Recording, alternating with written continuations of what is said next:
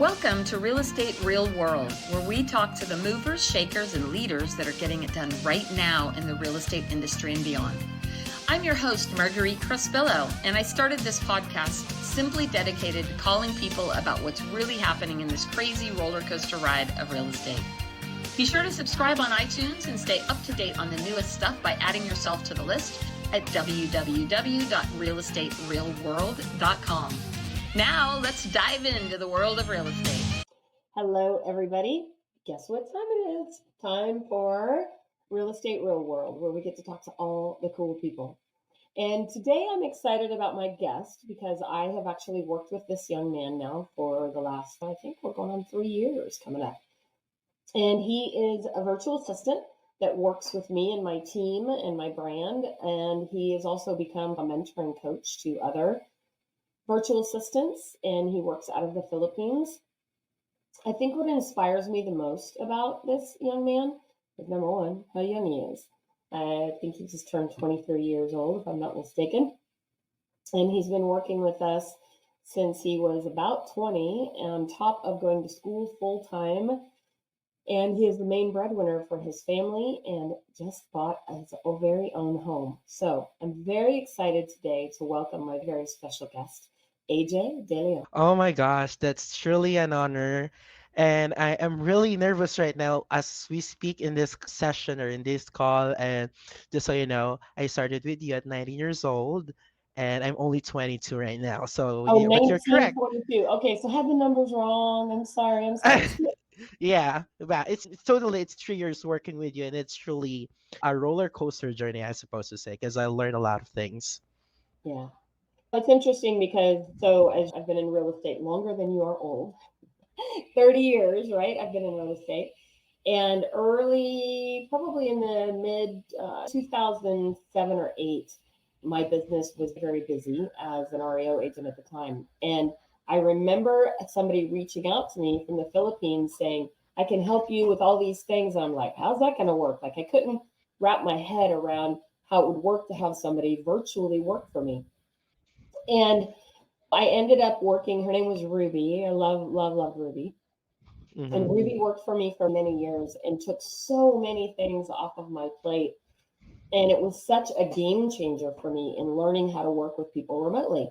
Now, keep in mind, this was back before COVID. This was back before people were working in cloud based companies and all these kinds of things. It wasn't really heard of back then.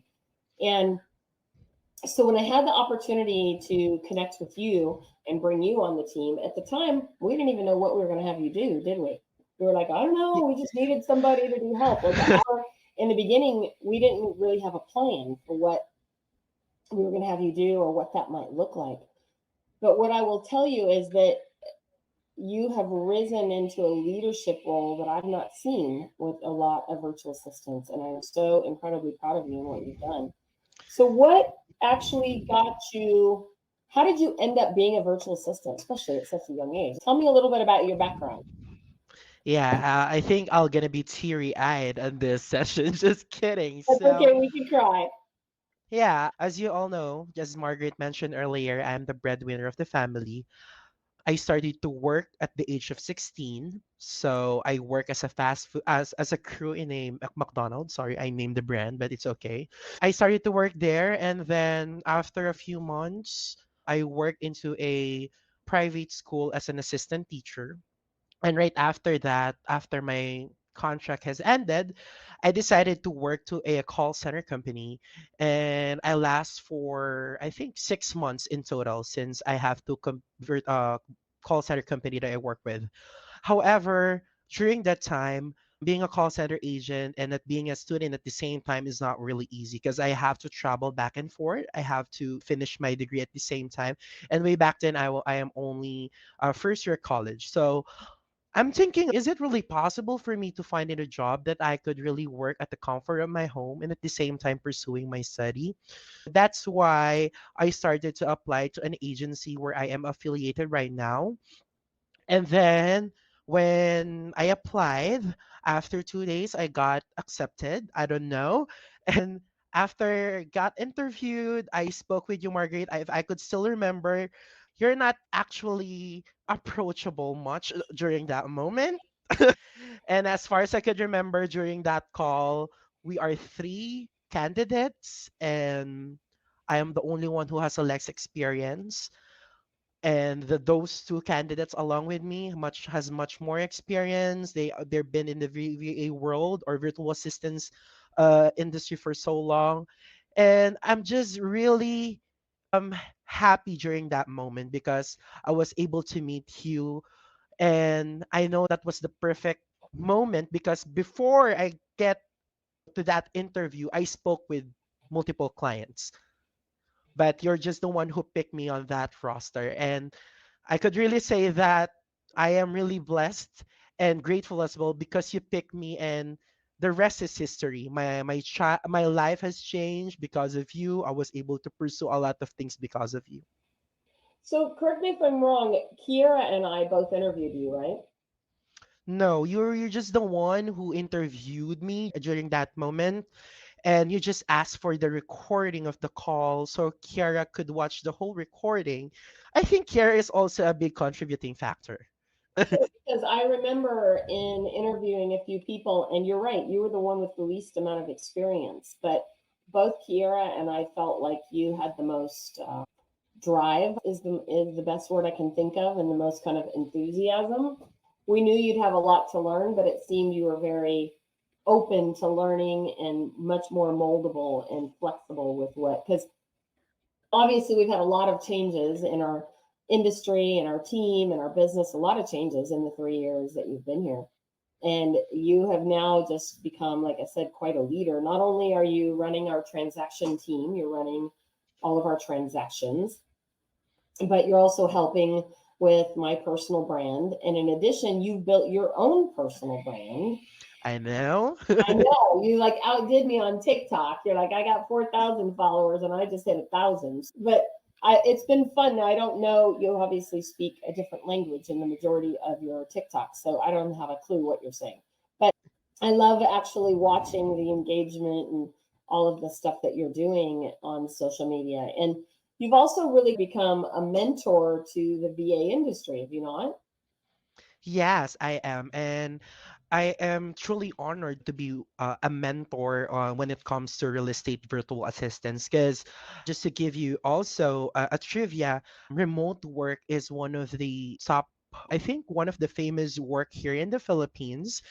And a lot of the Filipinos also doesn't have the ability to adapt with the changing society and environment as well.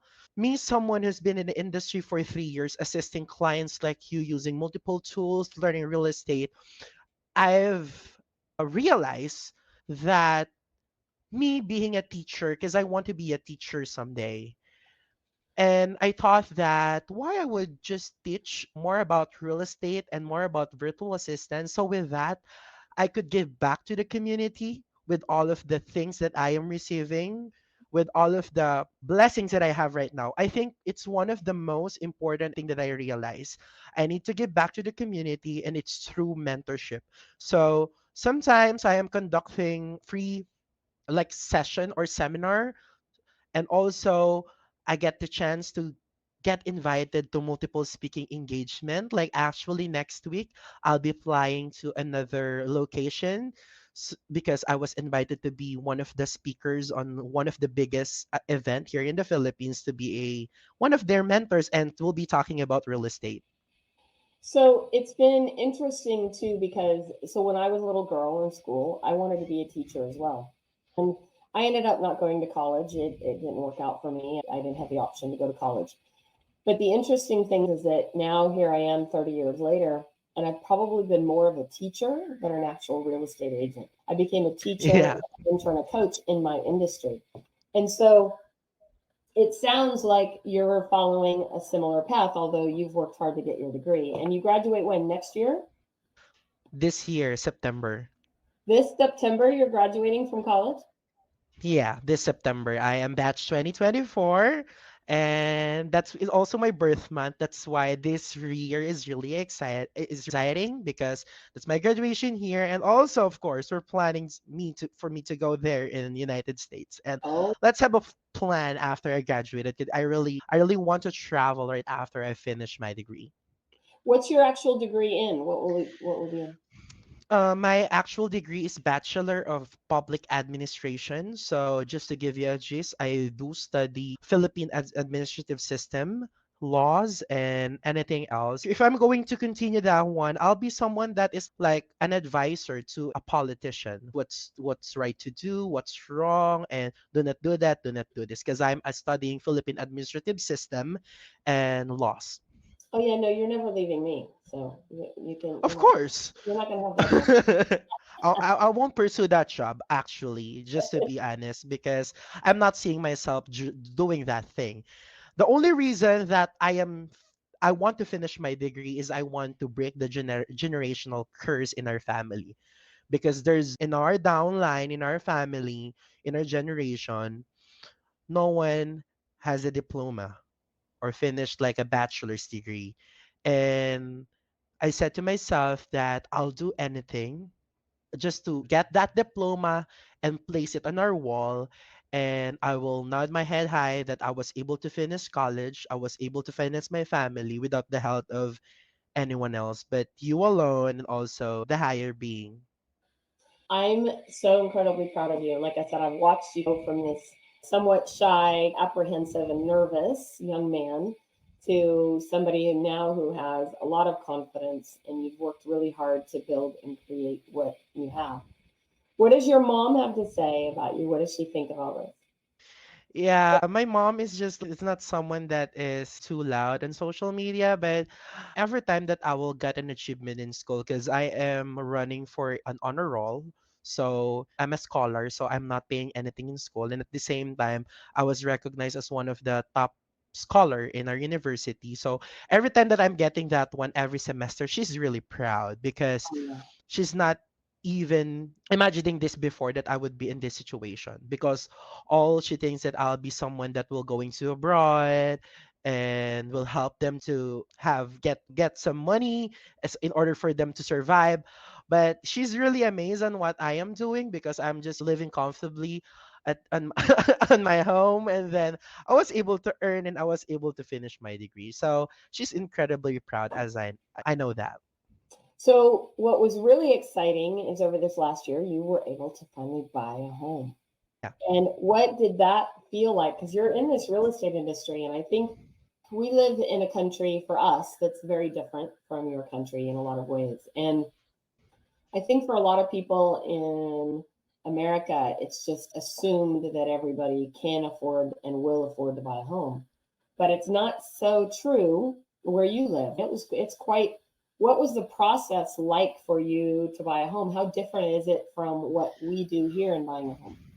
What actually there's no difference in purchasing a home in United States and here in the Philippines, because there are also two ways on how to purchase a property here in the Philippines. Just like in United States, we can use a financial institution or a bank in order for us to purchase a property.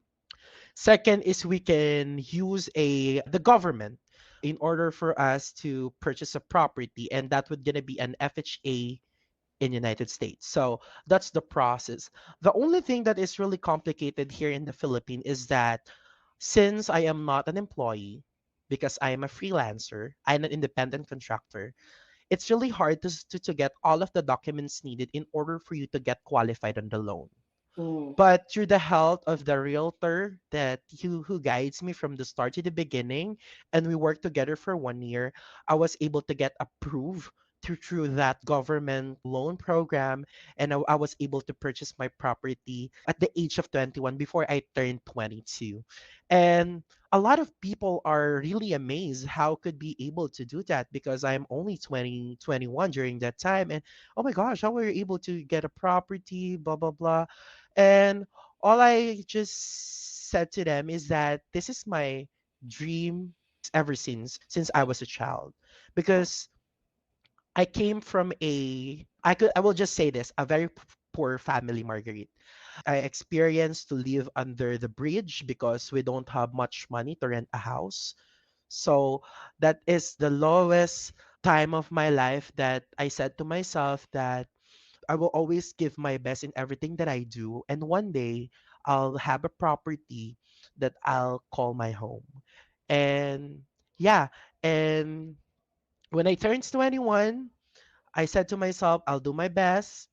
And the rest is history. I was able to purchase a property, and my heart is incredibly happy right now, to the point that I could not really cry on what is really happening, because if I would go back on the version of me 5 years ago, I would definitely cry on what is really happening right now. Getting my degree, moving out on my new house. But right now, my heart is really, there's a lot of joy inside my heart on what is really happening. And I want to take this opportunity as well, Marguerite, to say thank you for giving me the opportunity to work with you, because I'll not be here in this position. I would not be able to purchase a property without you. You made this dream really possible, and you make me also be able to help other people and my family as well. Your story is incredibly inspiring, and I thank you very much. And that story of being under the bridge, we share something in common. I didn't live under a bridge, but I was homeless for a bit. And I think what that does is that creates a drive in you to do something bigger than what you even dream is possible, right? And Yeah. thank you for all your credit to me, but it really is something to be said for you and what you've done. You would have done that no matter where you were, because you're very driven to make things happen and make a difference for you and your family, right? Yeah. And the interesting thing is that, again, what I've found is that the people who are the most grateful and are the most driven are the ones who change the world. And my opinion is that you're definitely changing the world around you and making a significant impact in the people that are in your life. I've seen the examples that you've created and the work that you've done. It's very exciting. I know you have a dog too, but my little dog is going crazy in the background. Yeah. It's exciting to watch, and it's exciting to see how you're impacting other people as well, because now you have a few, I don't know if they're students or mentees or people that are working under you and that you're helping make changes in their lives as well, are you not? Yeah. And if I would count on my hands, I don't know how many people I was able to help, because I'm not really counting them. I was just really amazed that they will just message me on Facebook. Hey AJ, thank you so much for your help. Thank you so much for your video. Thank you so much. So I'm getting random messages across my social media platforms that they are getting jobs because of me, because of my tips. And some people says that this is not really to brag what type of videos that I'm creating, but most people says that my videos in TikTok are underrated.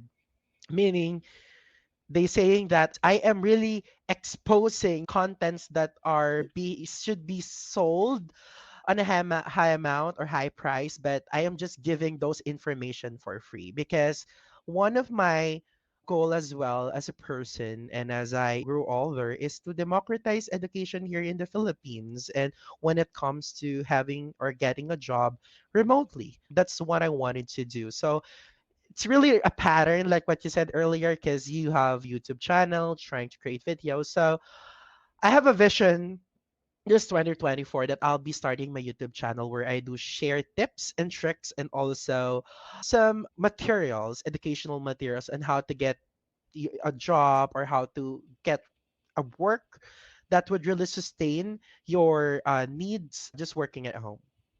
What do you find is the biggest challenge for virtual assistants on both sides? What is the challenge for you as the virtual assistant? And maybe what are some of the challenges in working for people who have hired a virtual assistant? What do you think are some of those challenges?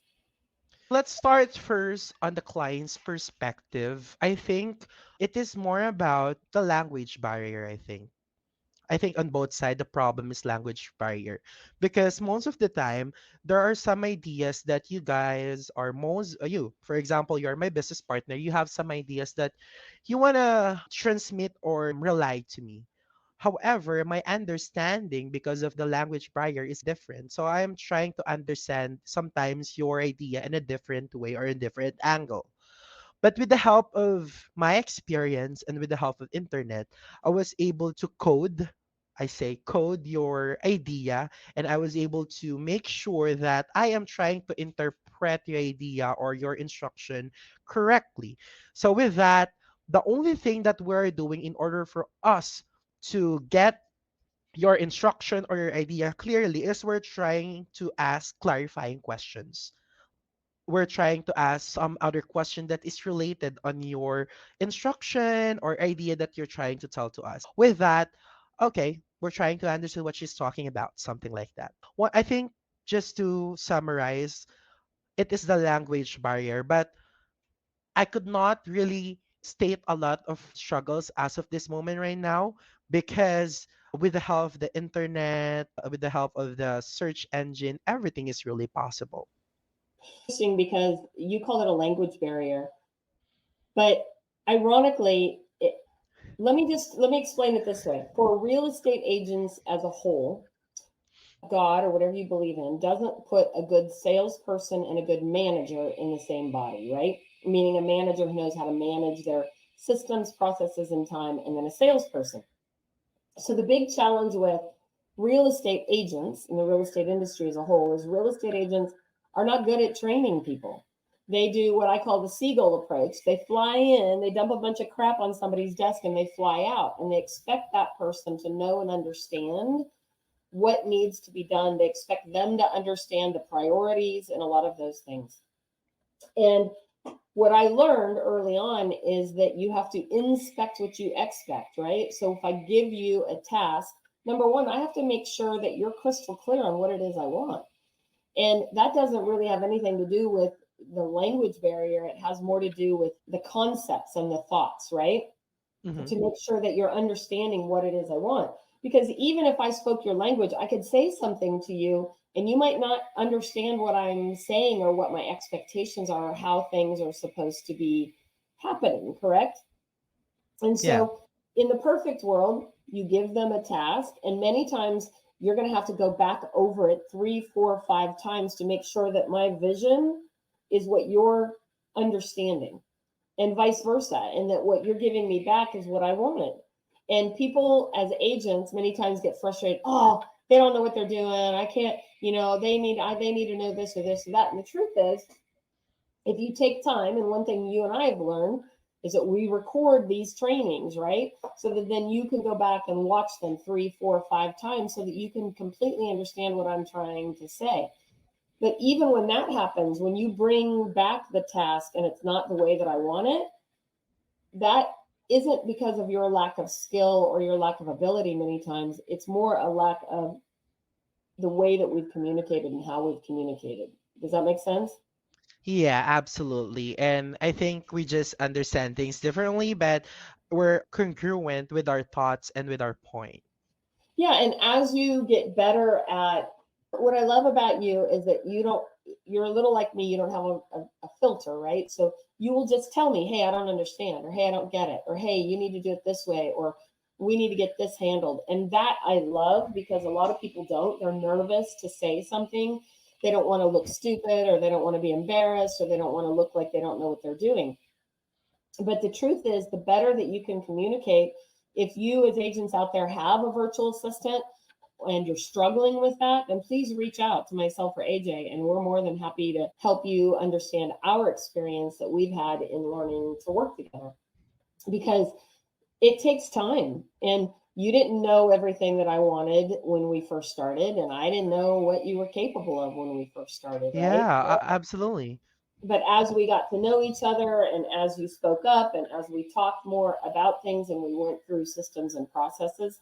And the funny thing about real estate agents too, we got lots of great ideas, but not all of it do we.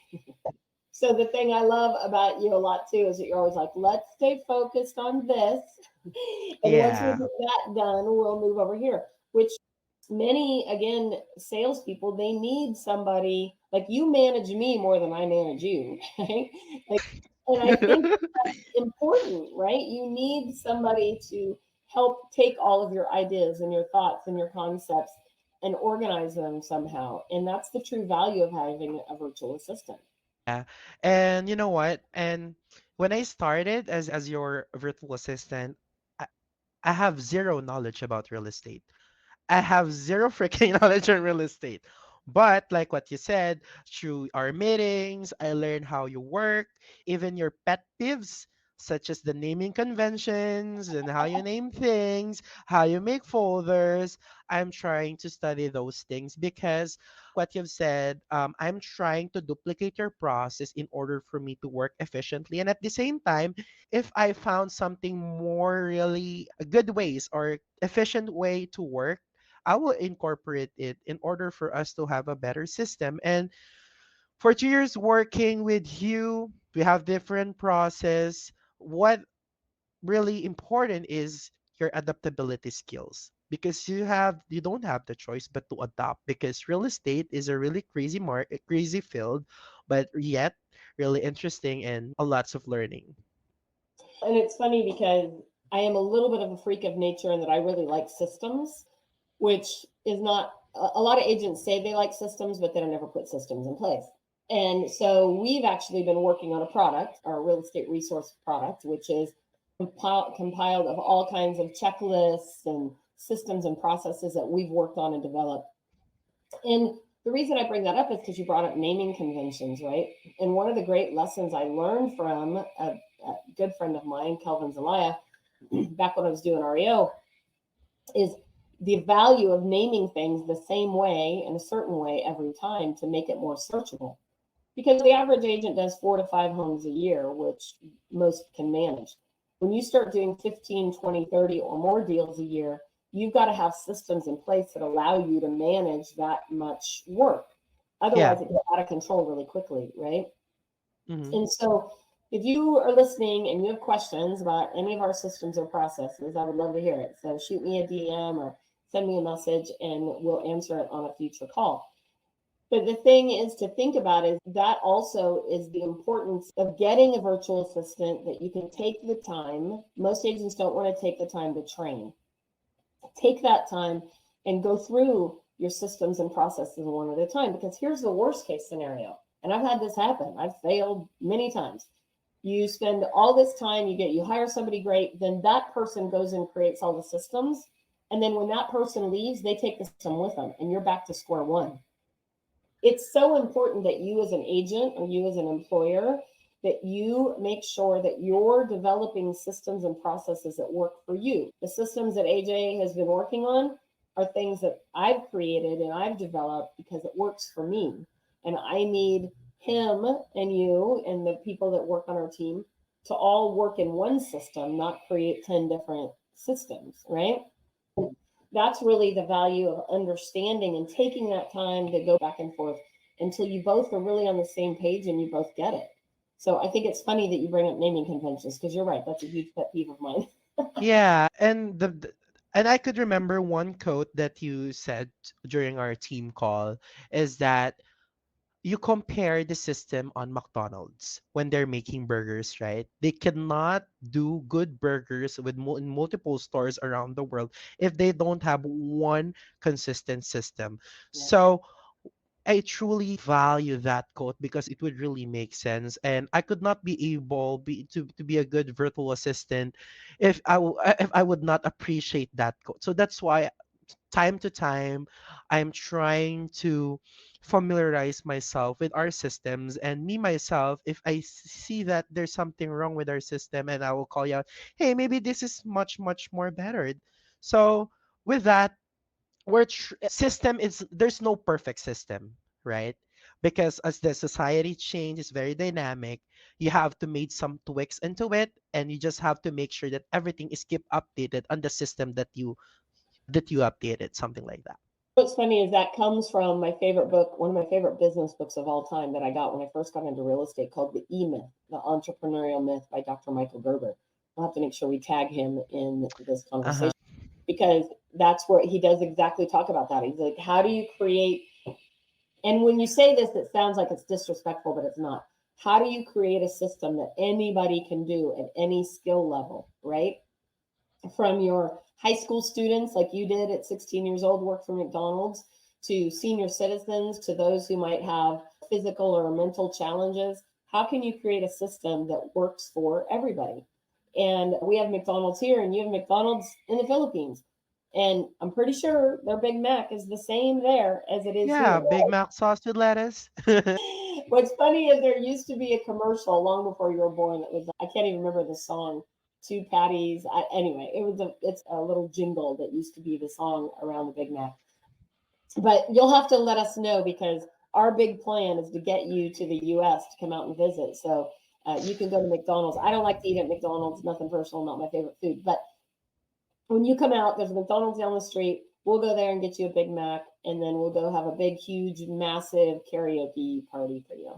Yeah, and I'm really excited to plan that out next year. And I think this not next year, this year rather, because my mind's still in 2020. But yeah, 2024 is something really big for me, and I could not really wait to go there and meet you in person and show you how crazy I am. We're very excited about that. And so, as we wrap up today, I just want to say how grateful I am for you and all you've done. And I cannot Thank wait you. to meet you live and in person and have a big old party and a bash. And you won't know how to behave yourself, I'm sure. So, we'll be sure to have a really great time. And I want to thank you Absolutely. for all you do for our team, for all you do for the virtual assistant industry, and all that you're doing to give back, and how very grateful I am for you, and how incredibly proud I am of you. Awesome. Thank you so much for joining us today, AJ. And for all of you out there who are listening, if you're thinking about getting a virtual assistant, please feel free to reach out to me, or if you need some ideas or thoughts on what you want to do on how to take your business to the next level and delegate. As a matter of fact, one of my documents in our package is how to delegate what you hate. So we'll be talking more about our real estate resource package in coming episodes. Thanks again, AJ. Love you to pieces. And thank you, everybody, for joining us today. Be sure to Bye. share on social media and with all of your friends. Have a great day. Thank you for joining us today on Real Estate Real World, where we talk with masters and leaders in the real estate industry and beyond on how we can raise the bar in our industry. Please subscribe over on iTunes, and while you're there, be sure to give us a review. Your reviews encourage us and help others to find our podcast for show notes and hot topics on what's going on right now in our real estate industry. Also, hop on over to www.realestaterealworld.com and add your name to our email to get early advance notice of upcoming podcasts.